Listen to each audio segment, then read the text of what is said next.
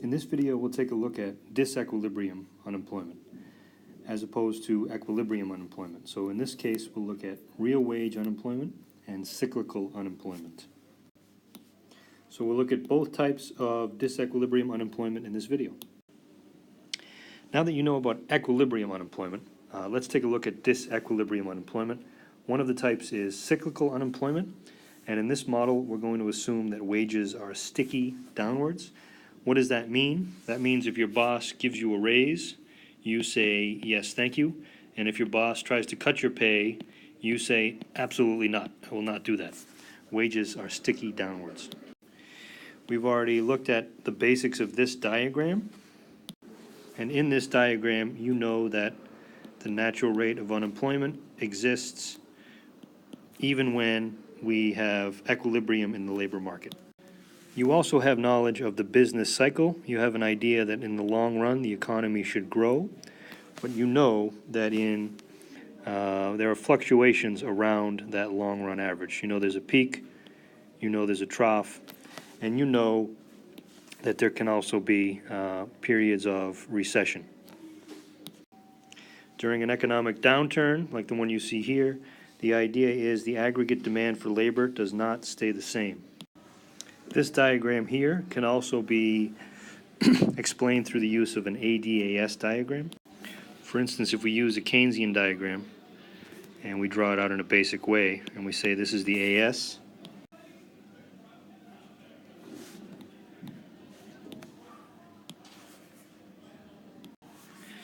in fact, it may fall to something like this, AD1, so it would shift to the left.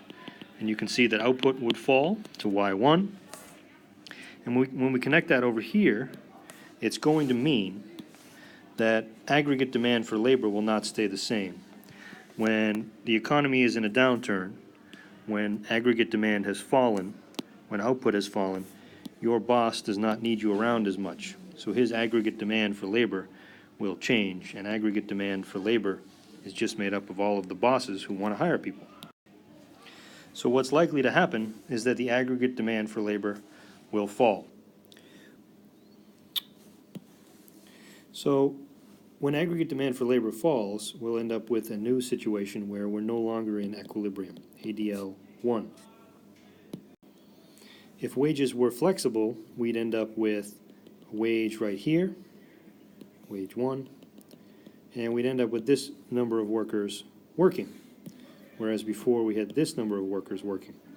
So earlier in our diagram, we had the natural rate of unemployment in here, and we had unemployment here, and we had this distance of unemployment. And now we're going to add on to that this distance of unemployment. But earlier on, we said that wages are sticky downwards. So people don't really want to accept a lower wage.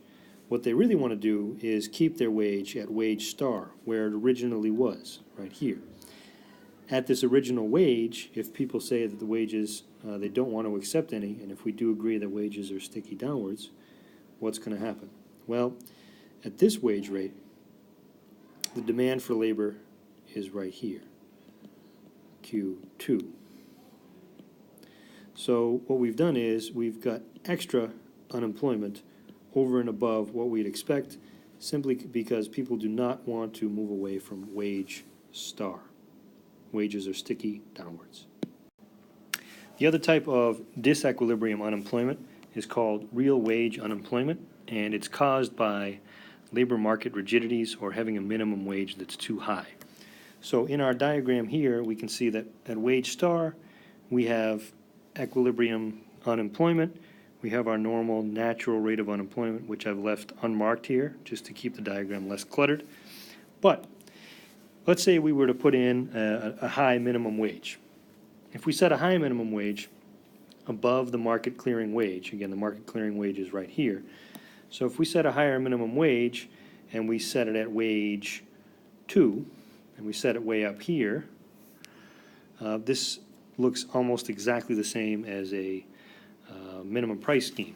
So what's going to be the problem here? Well, now we have aggregate demand for labor that's substantially lower, and we have lots of people who want to work at that wage. So what we've done here is, due to the very high wage rate, we've caused unemployment to be much higher than it would be otherwise. And we'll be here. So we've added all of this distance to unemployment over and above the NRU, which was originally, and I'll mark it out with the brown that I normally do, in here.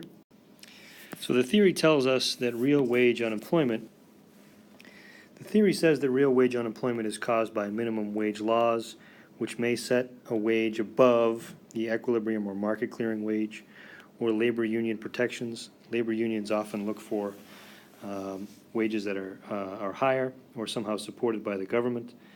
And because of that, because the wages are not flexible, because the market cannot clear, the new classical model depends on wages and prices being flexible. In this case, that is not happening. So that's real wage unemployment.